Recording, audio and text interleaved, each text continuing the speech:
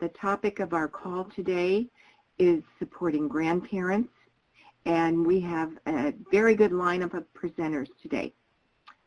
Our learning community is hosted by the family-run Executive Director Leadership Association, otherwise known as FREDLA, and we are a partner in the National Technical Assistance Network for Children's Behavioral Health, operated by and coordinated through the University of Maryland and funded by SAMHSA, the Substance Abuse and Mental Health Services Administration. Gary is our technical assistance guy today, and we're always appreciative when he's there for our backup. As you can see, we don't have the skills that Gary does. So I know a lot of people are new on our call today, and we welcome you. For those of you who are not familiar with FREDLA or to our calls, let me give you a 1-minute description. FREDLA is a network of family-run organizations. There are about 120 of us around the country, and they were all started by families caring for a child or a young adult with mental health or behavioral health needs. Our organizations have reported that more grandparents are coming to them for support and to get help in accessing mental health services for their grandchildren, and that's what prompted us to focus on this topic today. I'm going to ask that everybody mute your phones, even if you're a presenter at this time, so we don't have any background noise, please.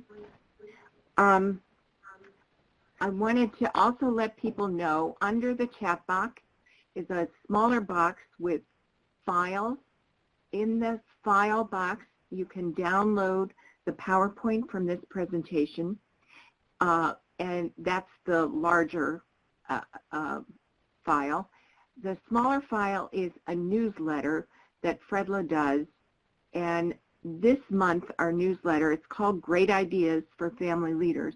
The topic is on supporting grandparents, and you will find a lot of resources in that newsletter that we encourage you to disseminate through your own networks and print and give to grandparents. So my name is Jane Walker, and I am the Executive Director of FREDLA.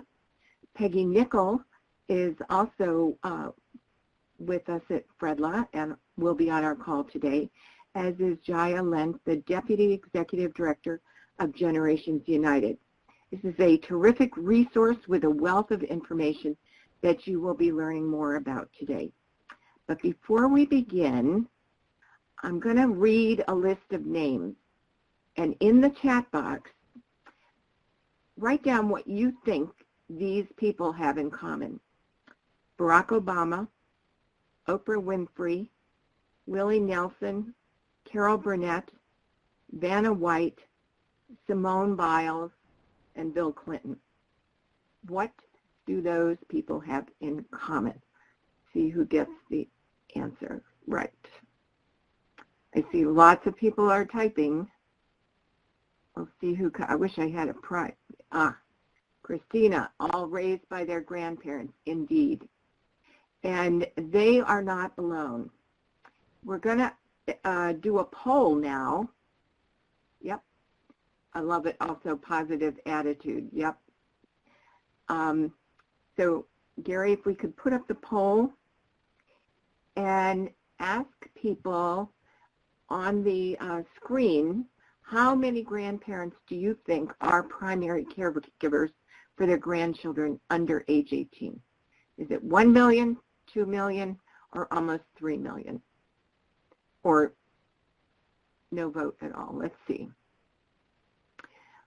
Of the people on the call, more people are saying almost 3 million. We'll give it another minute. Yep. Well, the answer is 2.7 million children are being raised by their grandparent or grandparents. And with that staggering number in mind, I'm going to first ask you if your organization does any programming specifically focused on grandparents raising grandchildren, knowing that more and more families are including grandparents as the primary caregiver. How many of you actually have programming that addresses grandparents? Looks like quite a few of you do. Yeah. Okay. About 63% of those responding, 19. So a lot of people didn't respond, and maybe that's because they didn't have access to the poll or that they don't do programming. But certainly the figures point to the fact that it's a growing problem. And so now, to give us more background on that, I'm going to turn it over to Jaia, the Deputy Executive Director for Generations United. Great. Thank you so much, Jane, and appreciate being here. I work for Generations United, and I'll give you just a little bit of background on who we are, and then tell you what brought me to this issue in particular. Generations United is here in Washington, D.C. We were founded really to look at issues of common interest between older adults and children, youth, and babies. And we are home to the National Center of Grandfamilies, which is what we affectionately call families where grandparents and other relatives are raising children. And through our work, we provide a variety of resources, which I will point you to today. We also provide technical assistance and training to service providers and professionals across the country. And then perhaps what we are best known for is our advocacy in Washington, D.C. On behalf of policies that support the families. There are two resources up on the screen that I will talk a little bit more about in a bit. My connection to this issue, I first became particularly interested in this right out of college when I started doing work in the trenches as a social worker, as a child protective services worker. And one of my early cases that I worked on, it became evident quite early that a child couldn't go home from the hospital to be with her parents, that I went to work finding a relative to place that child with, was successful, and went on to tell that relative, you will get the support and services that you need to help raise this child, naively, not recognizing that relatives typically did not get the same support as non-related foster parents would get. And really learning from that, learning how there was such a disparity in terms of supports and services for non-related versus related individuals, I got really interested in advocacy and came to this work from that angle. Our work, we work really hard to make sure that we are doing things that families, caregivers, and young people believe are what needs to happen. Those that are actually impacted drive our work. And we do that through what we call our Grand Network, which is a select group of kinship caregivers or grandfamilies caregivers from, so far, 35 states, but we are plugging away at recruitment and soon expect to have all 50 states represented. And they give input into our work. In addition to, we train them and they train us about raising their voices so that they have opportunities to be front and center with policymakers and other leaders in their community. And here's two of our grand members, one at a White House event and the other at a grand rally, which we had in May here in Washington, D.C., where we brought close to 1,000 families to the Capitol to raise their voices. So who are the grandfamilies? So just a little bit of data about the families.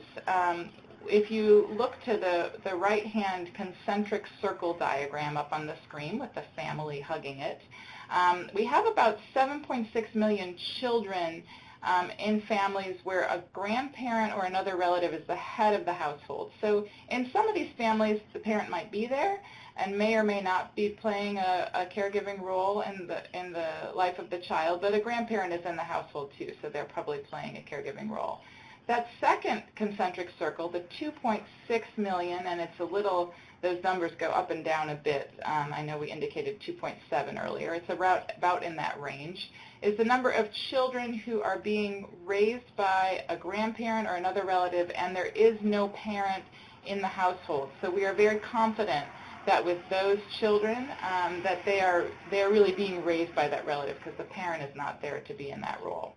And then the smallest circle is the number of children that are being raised by relatives, and that relative is actually a foster parent. So they are officially a foster parent through the child welfare system. And I specifically point that out because you'll see it's a much smaller group of people. And what's significant about that group is that they are much more likely to have a fuller range of supports and services to help them raise children that often have very significant mental health or behavioral issues. Whereas the vast majority of families doing this work are doing so outside the foster care system, that left diagram. For every one who's being raised in foster care with relatives, there are 20 outside of the foster care system being raised by relatives. And that group is much less likely to have access to the more full range of supports and services. So I'm just checking. It sounds like I might need to dial back in. Is there an issue? Is everybody able to hear me? You're actually fine. This is for, that message is for Ruth. Okay, my apologies. Great. So then moving down to the bottom of the diagram is focusing in specifically on those relatives that are part of the formal foster care system. And we elevate that because it really is significant. In recent years, after many years of the number of children entering foster care going down, we, since about 2012, 2013, started to see an uptick in the number of children entering foster care. Many attribute that to the opioid epidemic, which I'll talk about in a minute. And as we've seen that uptick, we've also seen increased reliance on relatives to step in to be caring for children. So the child welfare system is relying on relatives more and more versus unrelated foster parents to care for the children. Now, that is a good thing in terms of the outcomes, but what we always advocate for is that at the same time we need to be providing families the support they need in the way that we would be for non-related foster parents. So this talks about the data a little more clearly over the last 10 years. You can see that the number of children in traditional non-related foster care has been relatively steady. But when you look at the number of children that are placed in foster care with relatives, it's been relatively steadily increasing over the last 10 years, at the same time as the number of children being placed in group homes has been decreasing, which we see as a very good thing because we recognize that children, when they can get the supports and services that they need in a family, really do best in family versus group care. So what we're really seeing is as the number of group care placements is going down, more and more relatives are stepping in. So what we need to do is provide support and service for those relatives stepping into that role. Why are relatives stepping in? There is a whole host of reasons that are highlighted here on the screen. At the top of the list, you will see substance abuse. And we, again, will have specifically been honing in on the impact of the opioid epidemic in recent years. But this is a phenomenon that has been happening for a long time for a range of reasons. Whatever the reason, families face challenges.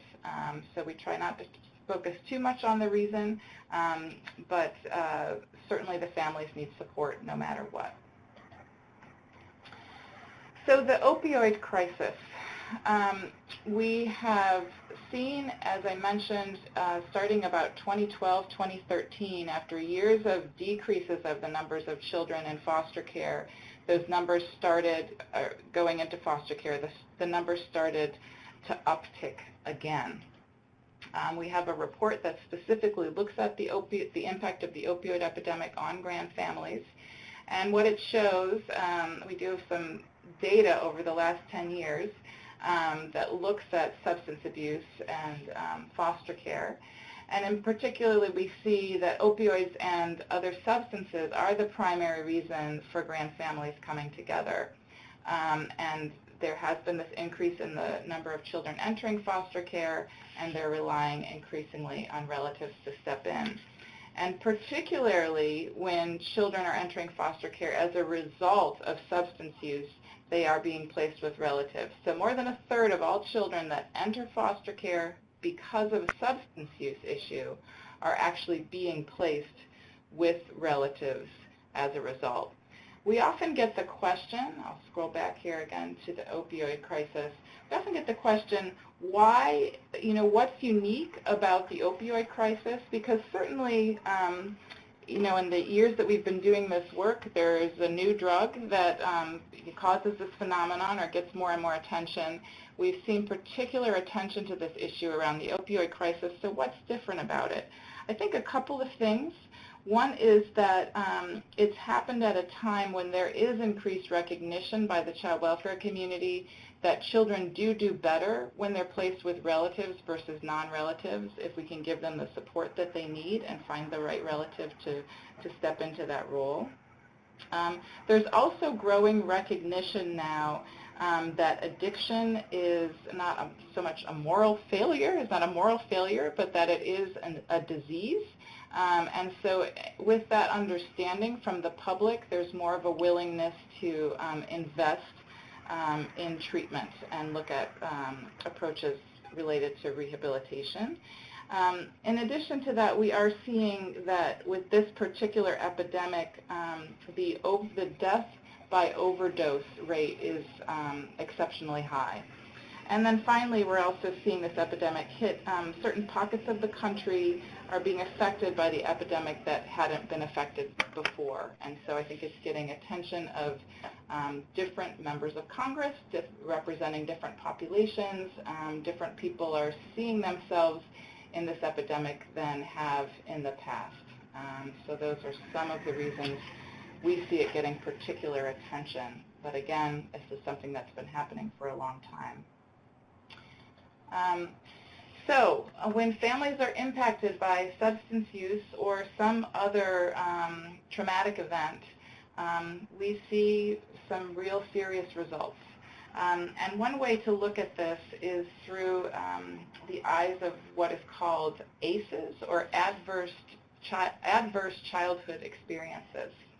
And ACEs is a term that comes from a study done in the 1990s by the CDC and Kaiser Permanente, where they did a confidential survey that went out to large numbers of adults, and they were asked questions about childhood experiences, particularly adverse experiences that happened in their young life. So these are very bad things that have happened to somebody in childhood. And in most cases, it's a situation where the person who is their parent or the person who is supposed to be raising them and caring for them actually ends up causing harm to them or fails to protect them from harm. So we're looking at things like child abuse or neglect, or having a parent who is a chronic alcoholic. Very significant bad experiences in childhood. And what it showed is that the more of those experiences, the more chance that individuals will have for negative outcomes in adulthood. And in particular, if you see that an individual has 4 or more ACEs in childhood, that actually puts them at 12 times more risk for having significant health problems in adulthood. And so when the research that we have, we don't have research specifically that looks at grand families and ACEs, but what we do have is research that looks at of children that have come to the attention of the child welfare system, and of course significant numbers of those end up in grand families. We have research about what their ACEs history is.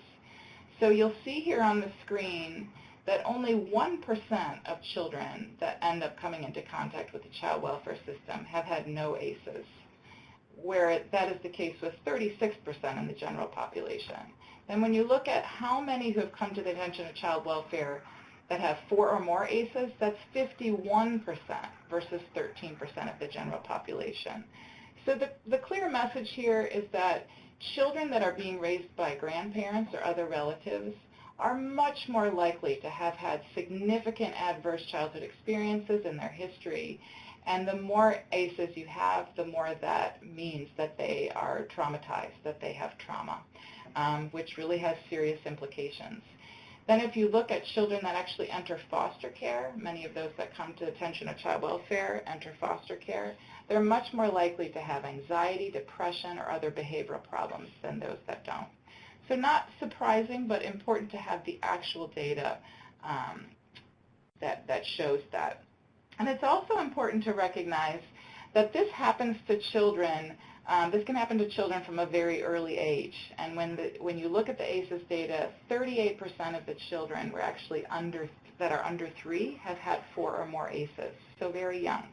So some folks think, well, they were really young. Luckily, they won't remember what happened, right? Unfortunately, that's not the case. From what we know about childhood brain development, is that at a very young age, even in utero, trauma starts to impact children. And we have one of our grand members who I think just really explained this so well. She said, I thought my grandkids were babies, 6 months, 1.5, 2.5 years old. So they were not going to have any problems. Boy, was I wrong. I should say boy. They had problems with separation anxiety. It was so painful to see them go through this. I had to tell them 100 times a day how much I loved them and that I was never going to leave them. That comes from our grandparent, Delia, from Texas. So what do we know about the impact of trauma? I'll start with young brains. So how does it play out in babies and toddlers? In babies and toddlers, we see trauma playing out in ways like more screaming. They have anxiety. Sleep problems is a huge one. Kids often just really cannot sleep for extended periods of time. They're irritable. They may have fear of adults. They may have poor appetites. All things that a certain amount is to be expected in some cases in children and healthy, but it happens to an extreme degree when young babies and toddlers have been impacted by adverse experiences in childhood. And of course that makes the burden on the caregiver all the more significant.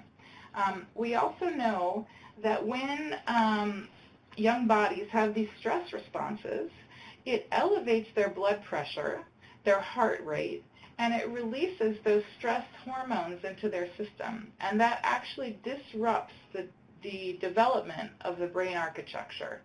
And that puts them at higher risk for disease and cognitive impairment. So specifically, how does that play out? Here are some of the ways that it plays out. You have kids that are traumatized, have experienced trauma. It may play out in attachment issues. So either they're may appear way over attached, have a really hard time, separating from their caregiver for a few minutes to a few hours, or they just don't seem to be able to attach to anyone, right? I'm not going to trust anybody. It didn't work last time. I'm not going to trust anyone anymore. They may experience feelings of abandonment and feeling rejected by their family members. We hear again and again grandparents say, my granddaughter said my mom cared about drugs more than me. And that affects folks very, very deeply. Stigma, feeling different. Stories of the children saying, they're saying, why is your grandma picking you up from school all the time instead of your mom or your dad? Where are they? Feeling like I'm in a different situation. And then loss issues. So certainly the loss of not having that parent regularly in their life as a caregiver, but there may also be other separation as well if they had to pick up and move to another location now that they're living with their grandparents or other relatives. They're going to perhaps be separated from their school or their friends. It happens less with relatives versus non-relative foster parents, but it still can happen. So there's certainly loss there. I mentioned the impact on brain architecture can certainly result in cognitive issues. And another one that we hear also, particularly kids that come out of foster care to be with relatives, if they ended up in foster care first before a relative was identified, they're very concerned about the caregiver's health. If the caregiver is aging, what if something happens to grandma? Then I'm going to end up back in foster care. What if? So some real concerns about making sure their relatives are healthy and able to continue to care for them. They also feel often just a weight and responsibility about other family members. So particularly if you have older children who have younger siblings, perhaps they were really playing the parenting role for those younger children while the parents were not caring for them because perhaps they were struggling with addiction or another issue. So that is, they have a real weight in terms of, I need to be, it's difficult for them to step out of that role. We often hear grandparents say, it took a while for the oldest one to believe that I could be the one that would be parenting now, and that she didn't have to parent her younger siblings anymore. And of course, they're also feeling the weight and responsibility of their parent. They may sometimes internalize and feel that they did something wrong to lead their parent not to want to be with them anymore. And they have, in some cases, been taking care of the parent, particularly if that parent was addicted to an opioid and feeling sick. A lot of the time, you see that children have often been caring for ill parents before they move to their grandparents' care. In addition to that, they may be struggling with multiple loyalties, so feeling like if there's tension between the grandparent and the parent over a number of years of challenges, that they may be feeling, who am I loyal to? My mom? Do I have to be secret and keep quiet what's happening with her addiction? Or, am I loyal and convey all of my feelings and experiences to the grandparent or other caregiver that's caring for me?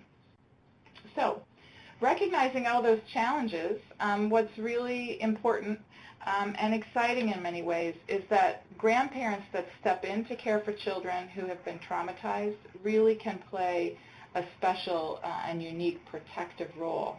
They're actually uniquely suited in some ways to be mitigating the impact of trauma. So the image that you have up on your screen here, to the left is a list of a number of research-based family-based protective factors, and that is factors that research shows can really have a protective effect on children who experience adverse experiences in their young life. So even if something rough happens to someone, if some of these things are in place, they're more likely to recover well. So things like positive child-caregiver relationships, adults who model healthy relationships, having relationships with extended family, and having a stable living environment. So those are key.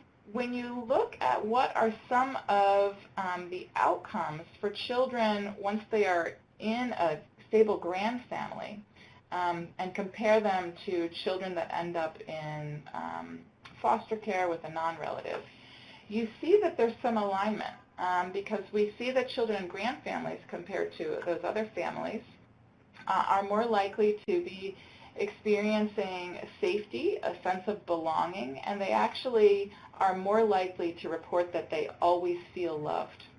They're also more likely to stay connected or even live with brothers and sisters, be connected to their cultural identity, this is who I am, and they also have more stability and permanency. Once they're with grandma or grandpa or aunt or uncle, that home tends to be their forever home versus moving from place to place to place.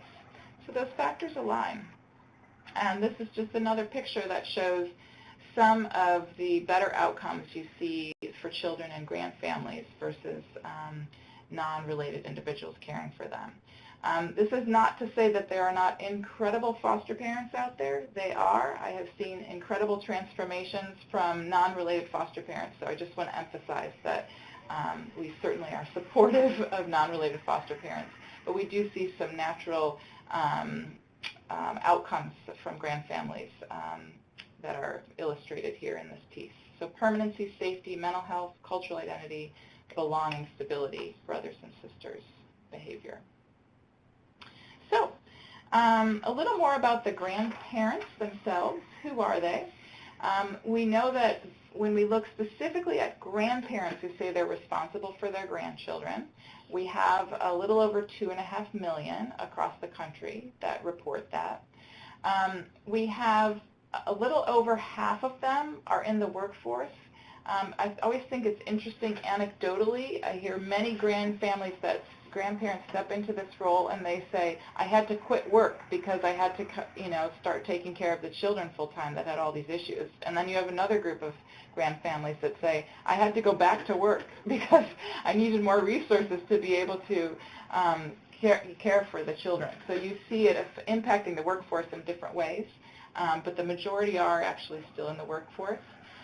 Yet a significant number of them are retired or living on a fixed income. And we don't have how many are retired, but we do have how many are over 60. About 40% of them are older and often are living on a fixed income, which presents its own set of challenges. They weren't planning to be raising children, and so probably we're not planning financially for that. We have many stories of, and then you get down to the next, we have about 1 in 5 who are living below the poverty line, which means many more than that is poor because the poverty line is so low. And so we certainly have stories of grandparents cashing in their retirement to pay for the children's needs. This is very transformative for their lives. And many were not poor before taking on the children, but once the children come into their care, they become poor. There's actually one of the factors that determine whether or not seniors, older adults, may be hungry in this country is the presence of a grandchild in their home. So we do know that raising a child, of course, impacts your financial health if you weren't planning on it. And then 1 in 4 have been identified as having some type of a disability, so that gets back to those children being concerned about the health of their caregiver. And then finally, when they step into this role, they are often doing it for extended periods of time. Perhaps that wasn't their expectation when they start. They think this is just going to be for a short period of time. But 42% have actually been responsible for those grandchildren for 5 or more years. So most significantly, I'll say when they step into care for the children, what is really important about it is we know that the outcomes are better for children when they can stay with family and stay with relatives. But at the same time, we think it's important to emphasize that these relatives are actually doing a service to taxpayers across the country as well, as they're saving taxpayers an estimated $4 billion each year by keeping children out of foster care, which the vast majority of relatives raising children are indeed keeping them out of the formal foster care system. So I'm going to move next to a brief story about the importance of relatives and supportive services in mitigating trauma. And that is the story of the Brown family here. Robert Brown, pictured here, is a member of our Grand Network. He's from Baton Rouge, Louisiana, and he has given us permission to share his story. He is pictured here with his wife, Claudia, and their 3 grandsons. The Brown family, along with their daughter, the mother of these 3, were sitting in church one Sunday morning about 10 years ago when their daughter's estranged husband, their estranged son-in-law, came into the church and shot 6 people in the congregation. 5 of them died. He also shot Claudia, Robert's wife, in the head, in addition to her 2 parents. He then went on to abduct the 3 boys and their mom, his estranged wife, and took them to another location. Eventually, the police found them, found the boys alive and safe, but their mother had been killed. And the youngest of the boys, who was 8 months at the time, was actually in the room and witnessed the shooting while the other boys were otherwhere in the house. So obviously these are young men that experienced extreme trauma. Amazingly, their grandmother, pictured here, survived a gunshot wound to the head and went on to make a near full recovery. And now these two amazing grandparents have raised these young boys, and they are thriving. When I talk to Robert and Claudia about what they were able to do, they very clearly give three answers. At the top of their list is their faith. But in addition to that, they talk about how important it has been for these boys to be with family, to know that they do have family that love them and care for them and that they're connected. In addition to that, they speak to the incredible value of trauma-informed counseling and support services that they got, in their case, through a violence program that the police referred them to. But they also then were able to connect to a support group for families that are other families that are raising their grandchildren. And they really are just so clear that the outcomes that these boys experience are a result of staying connected to family, getting professional help through trauma-informed, trauma professionals that provided mental health therapy to them, and that support group that keeps them going. These boys are now on the honor roll. The oldest two are on the honor roll. One of them is Student of the Year. They're all heavily involved in sports and music.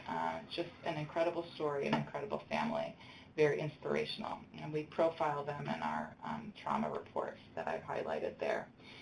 But again, I think it speaks to just the importance of supports and services. And while being with family is critical, families also do need help. And this is a quote from another grandmother that raised a young grandchild with trauma.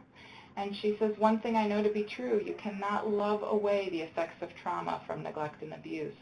Our children need the same amount of intensive therapy and services as traditional foster placements, and we as their caregivers desperately need the same to help them heal." So again, for some reason in this country, we have a tendency to provide more support and services to people, to non-related foster parents, than we do to family members that are raising children. And we really owe it to children and to families to provide the supports and services to those who need it, whether they're related to the children or not. So just a little, dig in a little bit deeper into, we talked about some of the challenges that the children are facing. I want to dig a little bit more into some of the family dynamics, mental health and social issues that the caregivers are facing. So there are a lot of issues related to grief and loss. We really talk about, in some ways, you have 7 different things that caregivers may be grieving.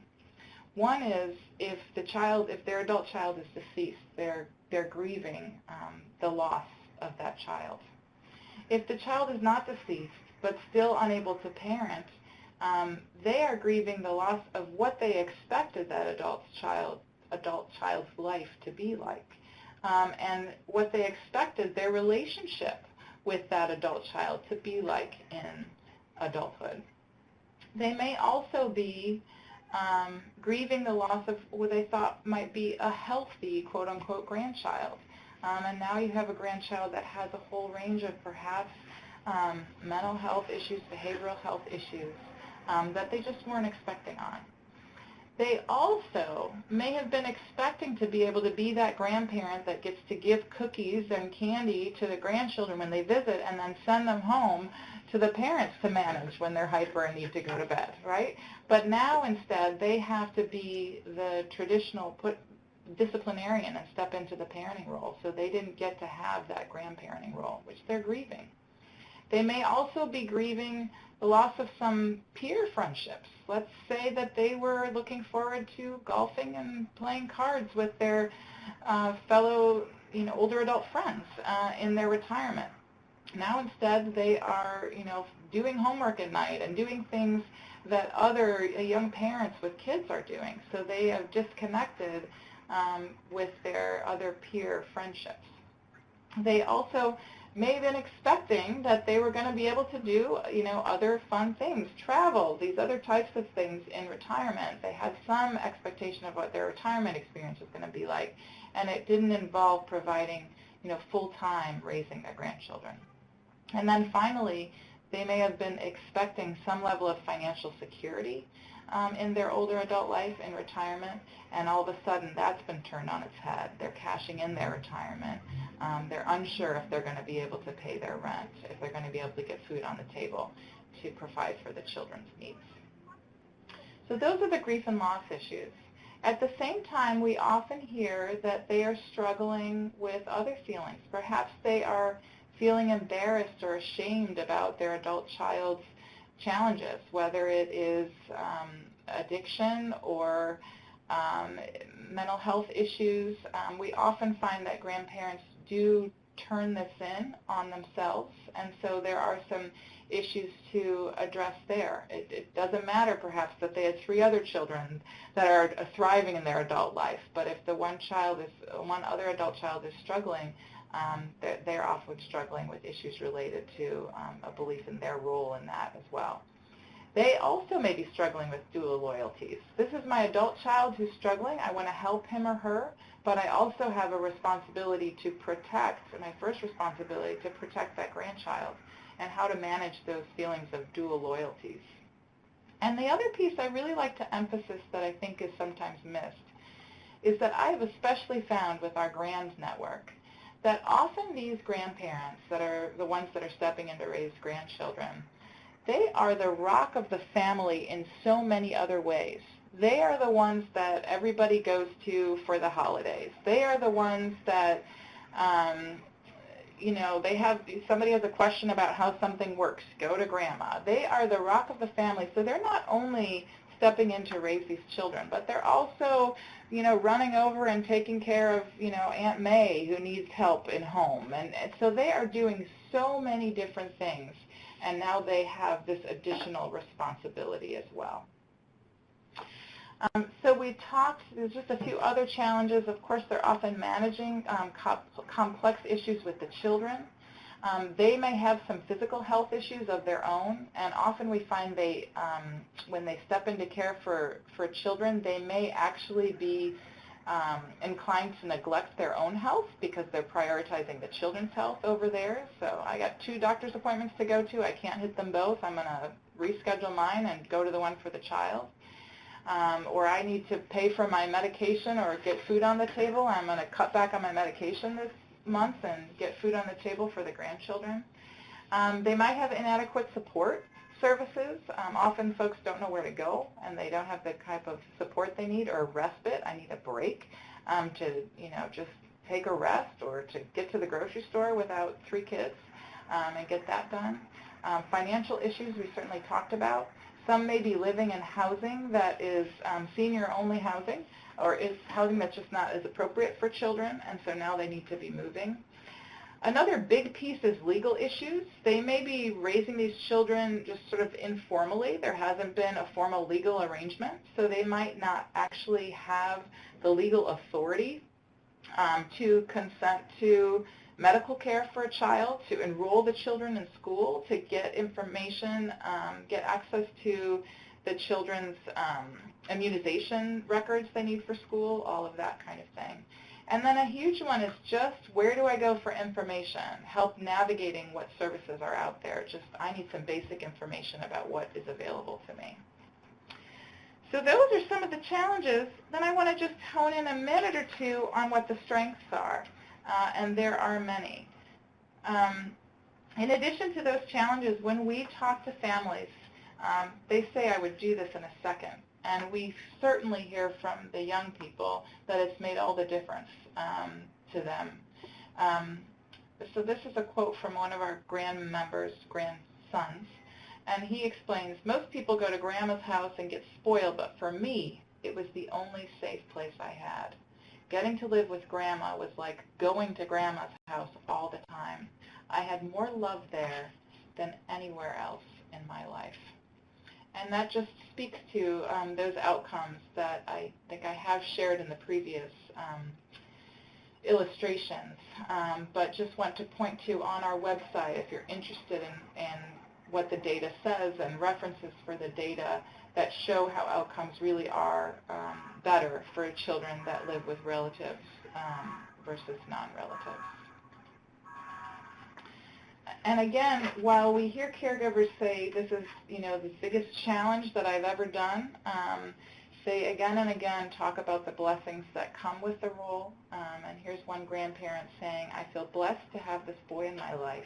He's a treasure, and most likely I would not be here without him. He gave me something positive to focus on, rather than the heartaches and the sadness and the grief. I have a renewed sense of hope that I am doing something worthwhile. And with that, we also really like to focus on what we call our grand successes. And that is all those young people, and now adult people, who were raised by grandparents and are doing well. We have a publication I'll point to in a bit, which is called Grand Successes, where we profile anywhere from celebrities mentioned at the beginning of this webinar to regular everyday people. And one who has certainly been in the news a lot in the last couple of years is screened here is Olympic athlete Simone Biles, who was raised by her grandparents, actually adopted by them, who she now calls mom and dad. And she talks about how important they have been to her, and certainly a model of success. So with that, I want to just point a bit to some resources that we have for you before we turn it over to questions. This is a snapshot of our website, which is at www.gu.org. And you'll see on the left-hand side there is a tab for Grandfamilies. Newly at that Grandfamilies tab, we have a whole section on data. If you're a data person and want to know what are the Grandfamilies numbers in our states, you can access that there. So I just want to highlight that, our website. We also co-run this website with the American Bar Association and the Casey Family Programs. It's called grandfamilies.org, and it tracks state legislation impacting grandfamilies and is increasingly becoming home to all things grandfamilies that you could want. You can search laws at this site. You can look at a full range of publications. There's a bunch of other resources. There's analysis of legislation across the country. It's also home to the Grand Fact Sheets. So you can go here and click on this Need Help tab, and you can go to fact sheets. There's one for every state that shows the numbers of grandfamilies in your community. My apologies. This is the reality of living in D.C. We have a siren going by. I'm just going to wait 1 minute. Okay. So when you go to that website, you can click on your state fact sheet, and it'll give you data about the number of grandfamilies in your state, and it will also point to the support groups and other services in your state, and it will talk about what geographic area within your state they serve. So go there, find that information as well. And if you are a program that serves grandfamilies and isn't listed, we would love to know about it, and it indicates how you can share information there as well. I also want to mention, when it comes to support groups, which have been a tremendous resource for grandfamilies, that about 20 years ago, Generations United actually did an initiative where we helped to start a number of support groups in mental health centers that was actually really wildly successful, and a number of them have continued to do some work as a result in this area. And that initiative was supported by a grant from SAMHSA. So we really see that is a model that's worth looking at because it's a way to provide support for grand families right in a center that can provide them other more intensive trauma-related mental health services as well. And finally, just a few more resources. I mentioned our website. At our website, there is an opportunity to sign up for our weekly intergenerational newsletter, which is delivered to your inbox. And then we also have a new quarterly publication called The Grand Voice, and that news is specifically Grand Families news. It comes 4 times a year. It talks about research, the latest programs, Grand Families in the news, all those kinds of things. We have a caregiver corner part to it, so that's another, if you're looking for a little less to be delivered into your inbox, it's very specific to Grand Families, that's another option, The Grand Voice. This is a list of just a couple of our most popular publications.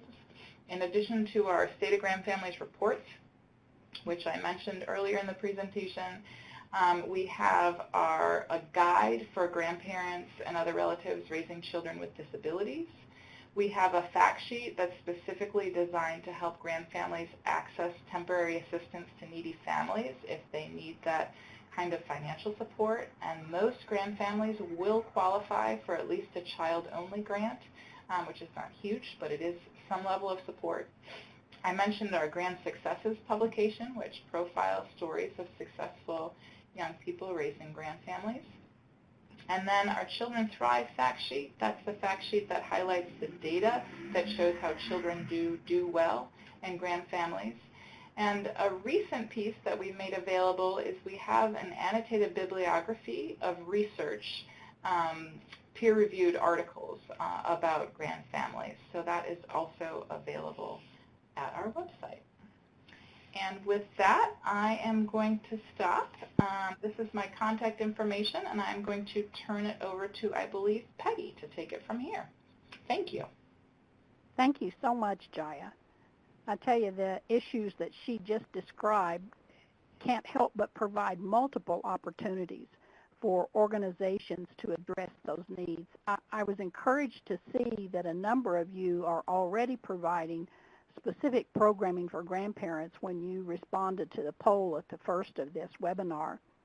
But as leaders of family-run organizations or other community service organizations, you need to really consider what special programming might be needed.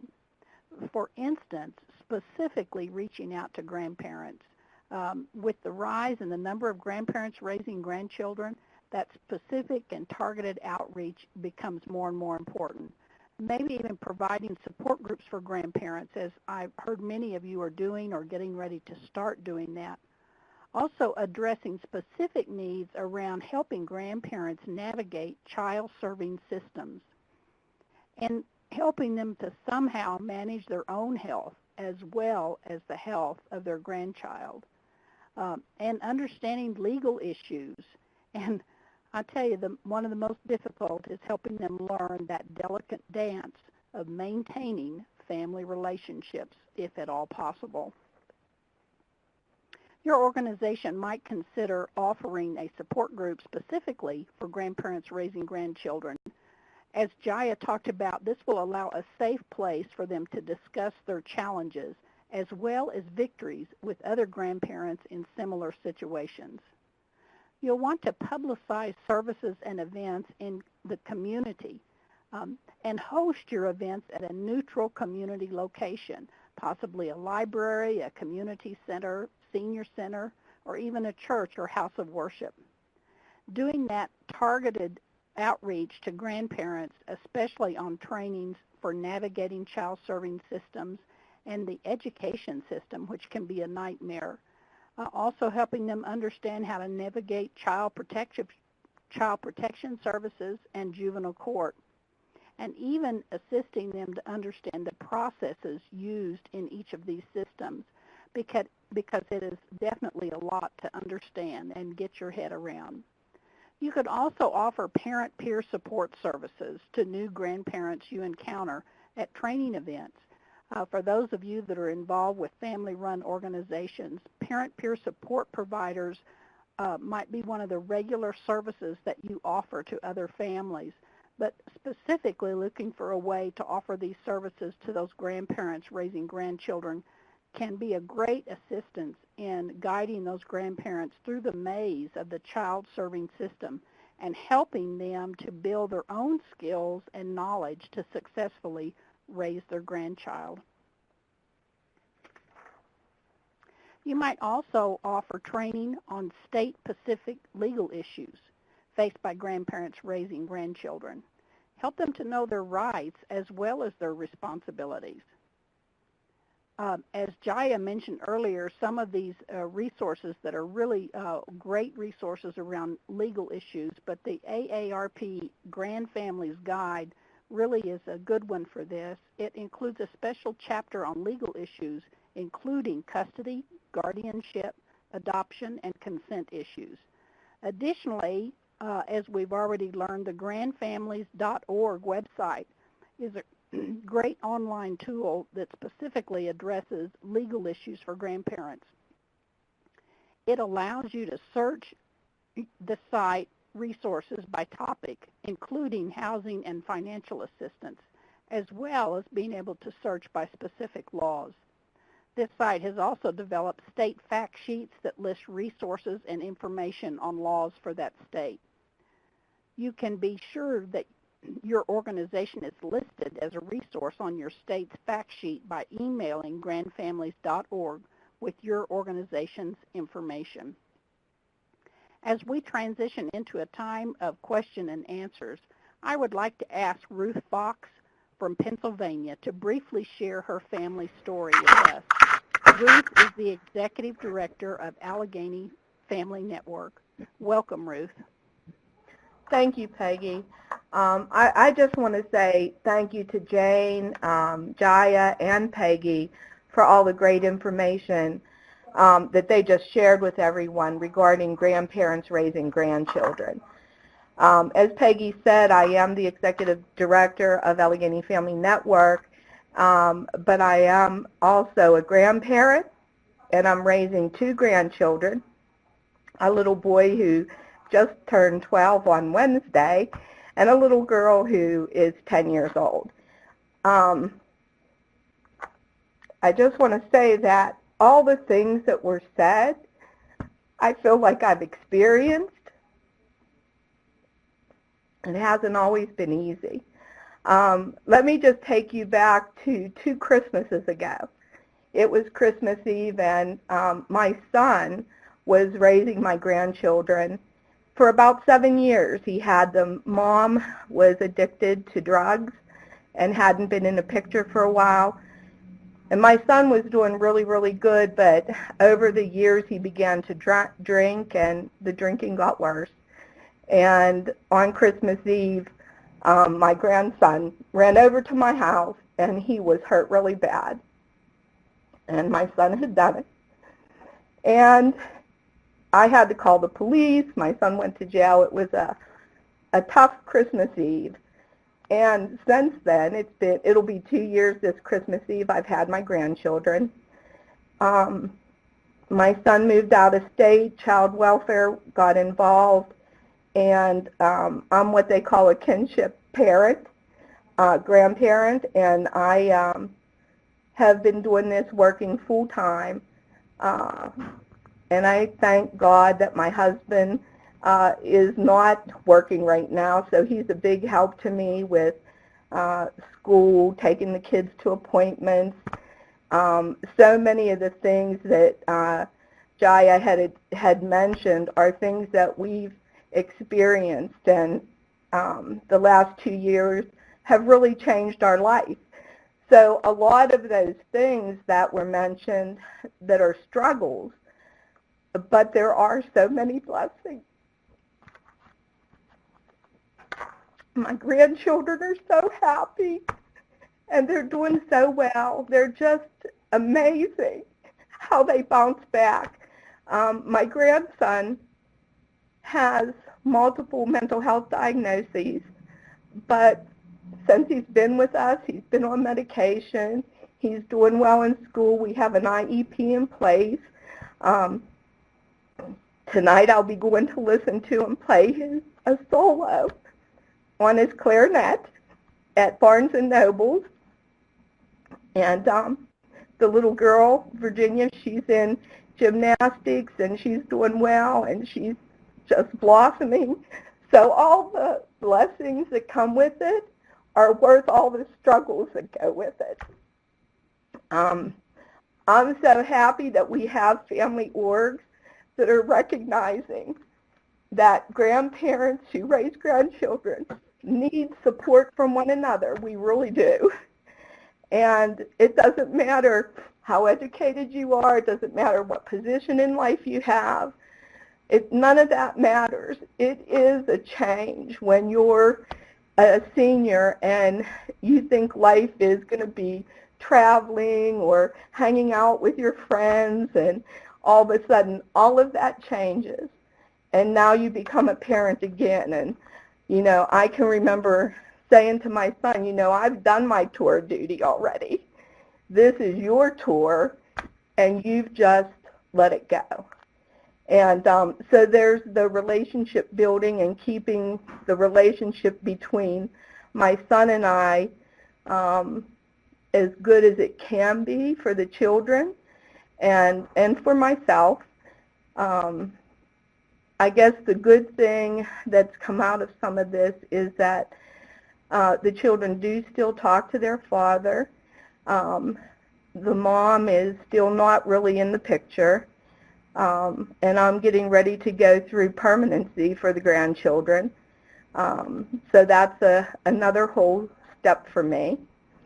And I just want to say that all this information and all those people that are on the phone, let's help grandparents that are out there. Let's do what we can. Let's help them with this new journey in their life. And as all of us know, especially those who work in family organizations and have raised children with mental health and emotional and behavioral needs, we know life's a journey already.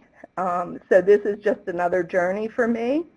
And I'm so thankful that I'm able to do it for my grandchildren. Ruth, this is Jane. Thank you so much for sharing. And I'm tearful.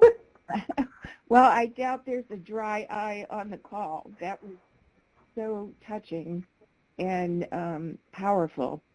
And I know that there are many other grandparents on this call. And to all of you, you know, you're heroes to those children. And I think Jaia did a wonderful job of kind of painting the picture of the complexity and showing the perspective of the child, the grandparent, and the system, and how all three of those are affected in these circumstances. So hats off to all the grandparents on this call, and I echo Ruth's sentiment about our family organizations and any of the community providers on here. I challenge you to really reach out to grandparents, and I might add great-grandparents. I've encountered many great-grandparents who are raising great-grandchildren. And I mean that in both the complementary sense and also the generational sense, in that it's a fourth generation raising children.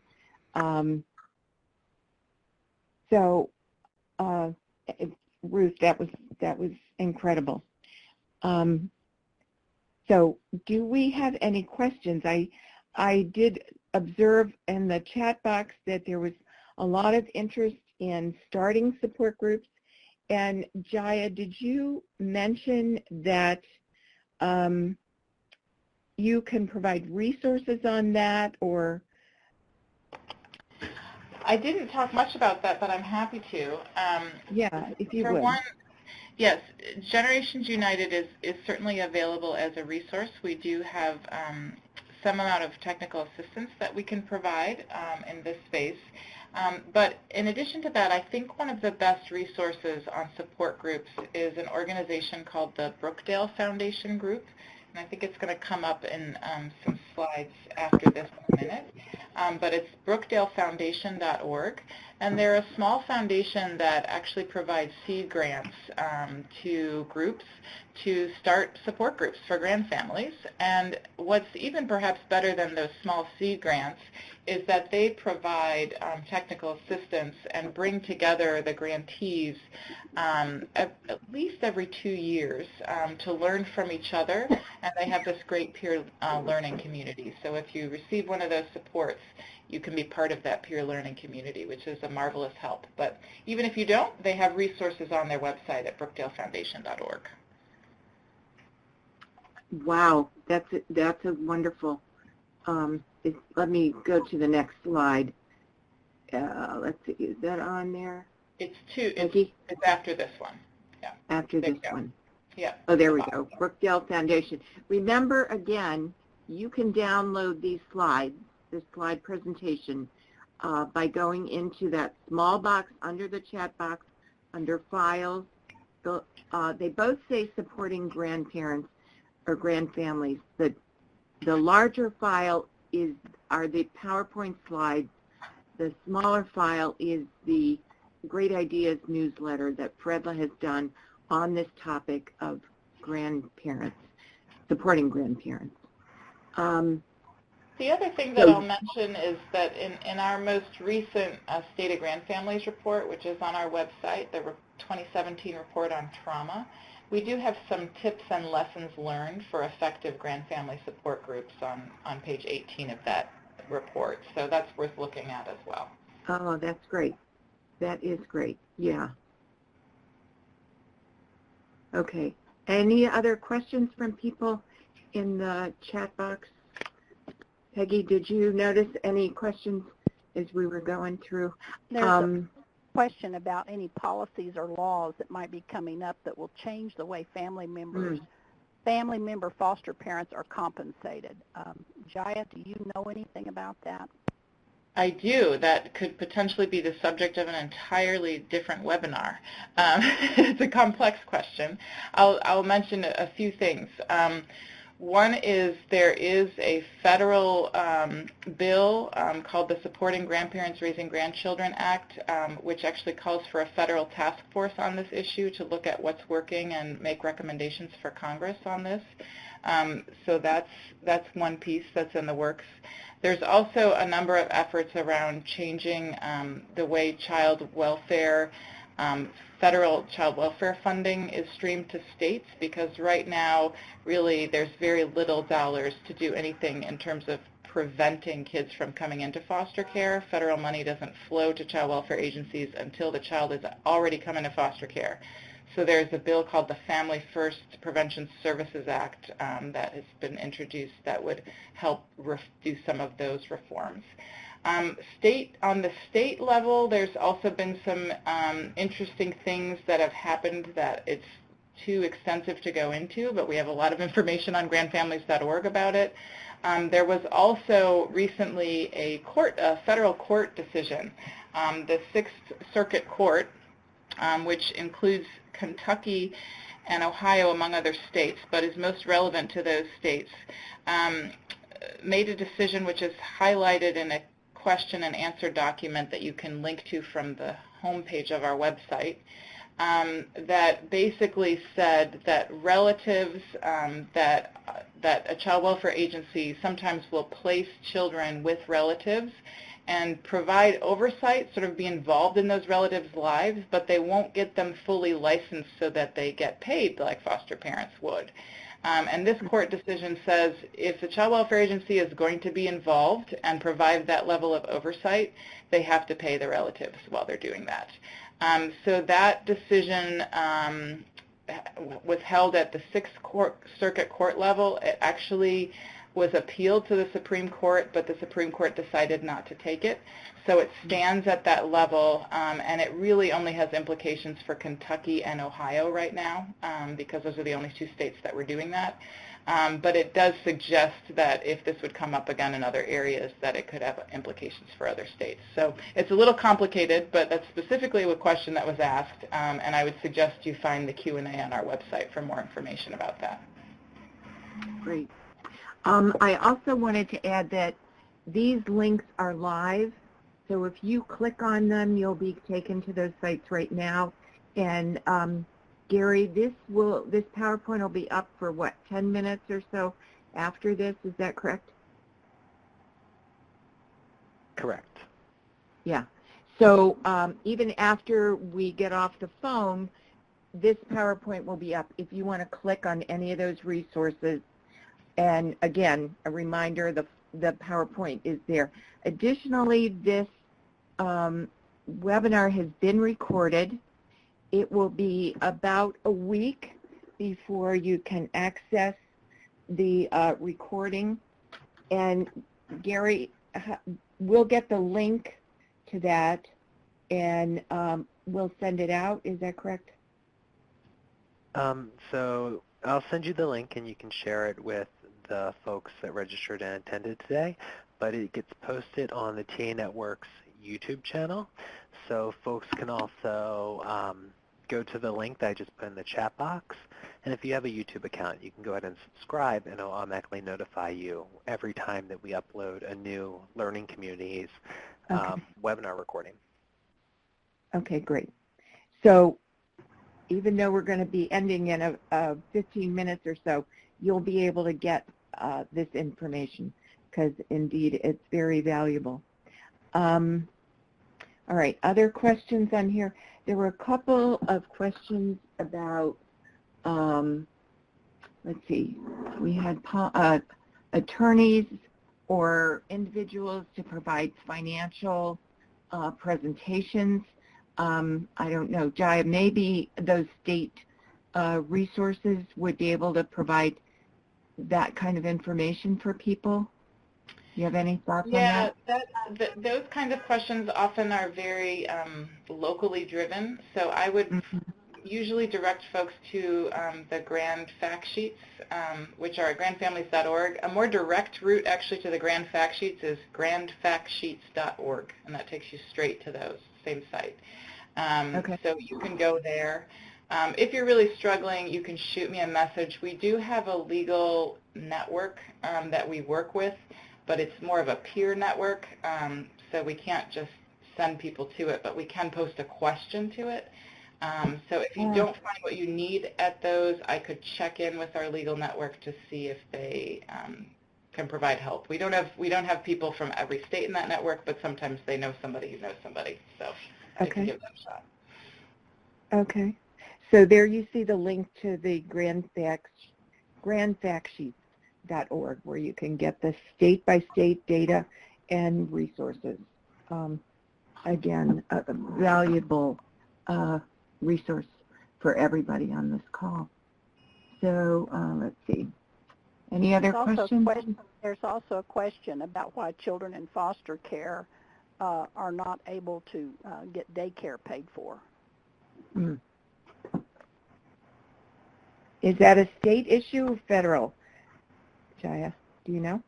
So I guess the question are children being raised by grandparents in foster care are not able to have daycare paid for them. I would be interested in what state that is in, and I have to investigate it. So if the person could tell me what state they're from and maybe give me contact information, I can find some information and get back with them. I think they may be entering that right now. Yeah. Okay. All right, very good. Okay. Any other questions for anyone on this call? Okay. Well,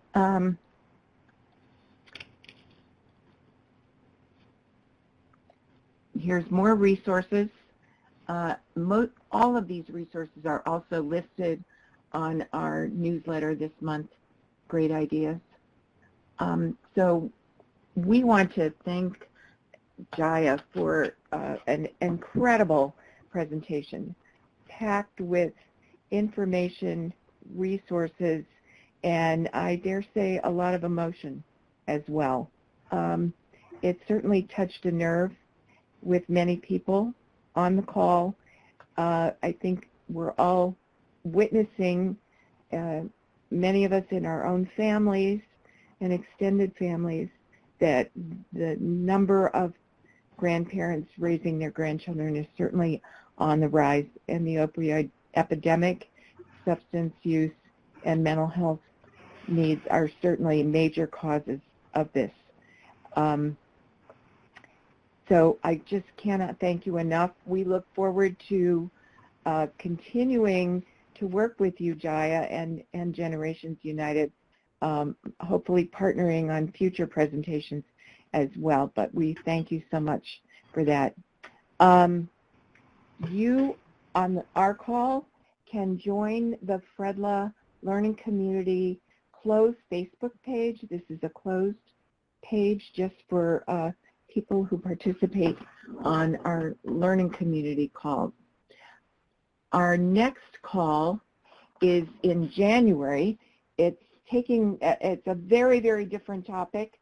And those of you who are with family-run organizations should be aware that there was a grant forecast put out by SAMHSA last week that said there would be 6 new statewide family network grants posted in February. And so in preparation for that, our next learning community call is going to be addressing one aspect of the application process, which talks about participant protections and what family-run organizations need to know about that. That's on January 25th. We'll be getting more information out about that, but put it on your calendars if you're with a family-run organization. So, and you can always contact FREDLA if you need technical assistance or have thoughts on other topics or how we could possibly improve our learning community. So we want to thank everyone for spending part of your day with us. We want to thank our tech guy, Gary, who we could never do this without him, and the funders that make this possible through the TA Network and SAMHSA. And last but not least, our presenters, Ruth Box, Peggy Nickel, and Jaia Lent. So thank you, everybody, and have a very good day. All right, take care.